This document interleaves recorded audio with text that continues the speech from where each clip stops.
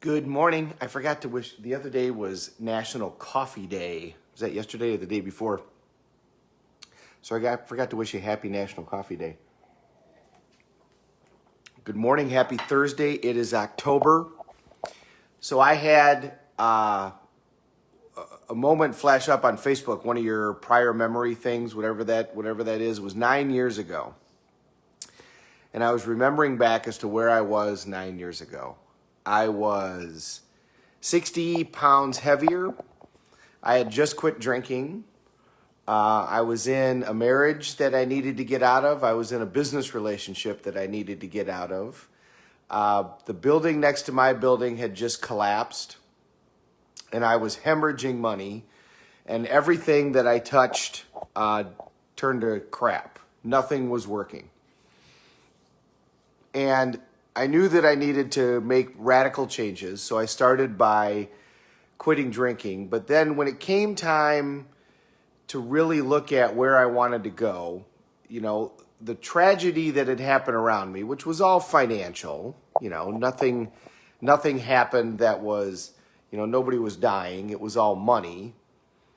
But that really brought where I wanted to go into focus.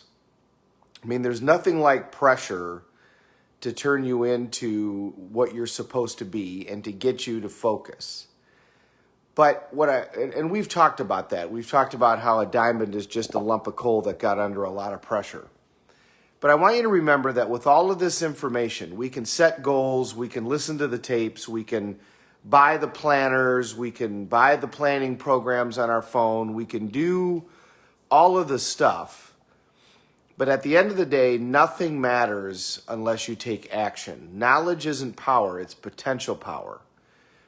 Personal power, Tony Robbins' original phrase, is the ability to act. It's the ability to go and actually move towards your goals. And if you don't do that, if you don't have that, then none of this matters. And at the end of the day, the only way any of this really impacts your life is if you get up and go do something. And we have an incredible amount of uncertainty in the world right now. Between COVID, between the elections, between the financial crisis that's going on, my state is now shutting down again. I mean, if you own a restaurant or a bar, in my business, we can't get into court, we can't get into the courthouse. So there's a tremendous amount of uncertainty. And when you're in that situation, it's easy to get paralyzed. And a great way to get paralyzed is by analysis. Paralysis by analysis. Instead of doing things, you sit there and just look at everything and just continue to analyze it and say, where am I supposed to go? What am I supposed to do? The military has a great approach. I saw a story once about the military who was making a very big decision about which airplane to use.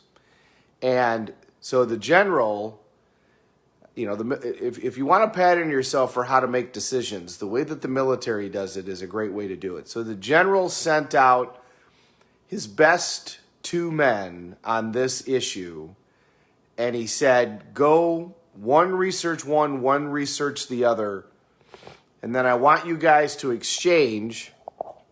You've got 90 days, and then come back and you guys tell me which is the best one. So 90 days later, they came back, and the one guy that had inspected one plane went through all of his positives and his negatives. The other guy went through all of his positives and negatives, and then they analyzed each other's plane. And at the end of the day, they looked at the general and they said, we can't give you a recommendation as to which one of these to use because this one has these advantages but these disadvantages, and this one has these advantages but these disadvantages, and we don't know where the world's going to go. If we're in this type of situation, we want this plane. If we're in this type of situation, we want this plane. And they had to pick because they had to decide which one was going to be able to be useful on aircraft carriers and da-da-da-da. So the general looked back and forth, kind of thought for a minute, and he says, we're going in this direction. And he said it with all of the certainty in the world and then walked out of the room and away they went. And he got asked later, how did he know that that was the right decision? And he looked, almost baffled by the question, and he said, I didn't. But I also knew that if I sat there and waited, we wouldn't know if I was going to be right or not. But if I decided and we moved forward, that's the only way that we found out if I'd made the right decision or didn't make the right decision.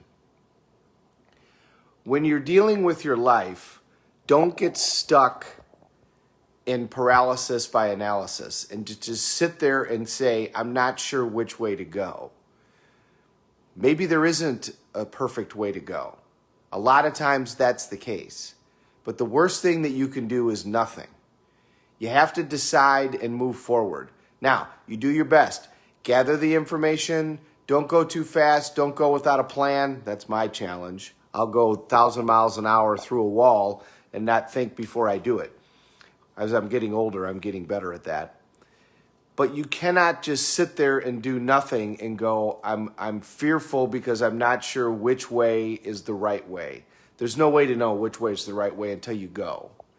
You got to decide and away you go. And with all this uncertainty, it's easy to get caught into that pattern.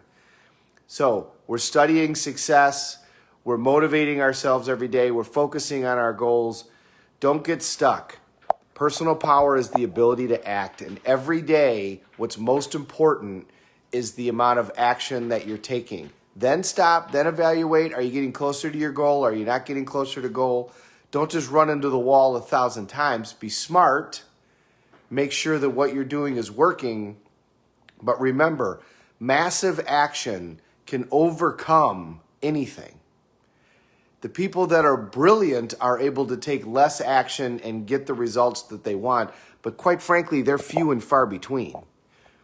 Even Elon Musk, who is clearly a tremendous genius, has failed again and again and again and again.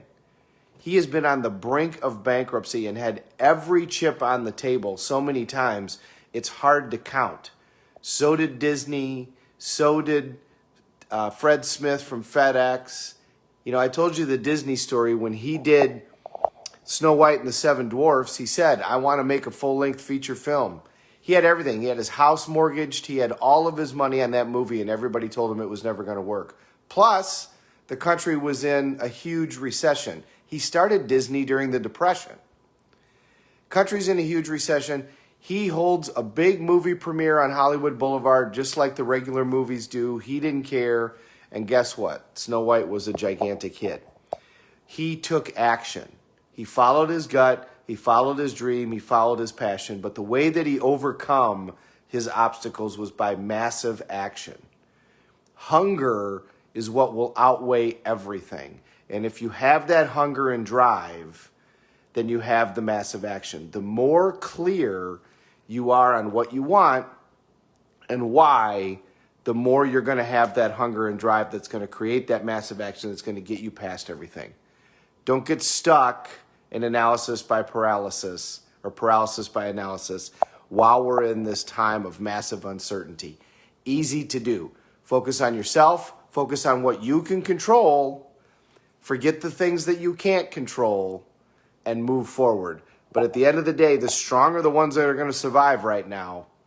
And the strong are going to be out there working like crazy, while the others are going to be frozen going, I'm not sure what to do.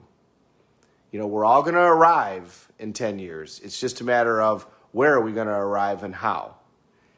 Now is when success is made. Now is when the winners are made, when the times are this tough.